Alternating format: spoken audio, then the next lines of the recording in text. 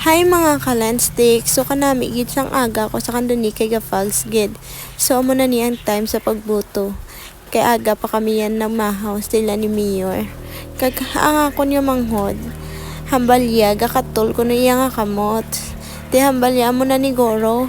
Kay may kwarta na ko na baton, do nagdula-dula na. Di nagkadto kami din sa eskwelahan. Kag nagkadto kami kay Mama Mader, kag may bag kami nga ginakadlawan. Mo naman ni ang time nga magbalik na ko sa Bacolod.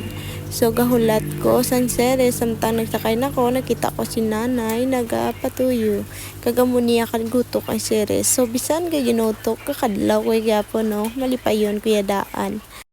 So nanaog na sa tupad namon kag gangirit gid sa ginbabayan ko sa. So amo nakagutok guys, nga kakaabit na lang ang konduktor kag ang checker.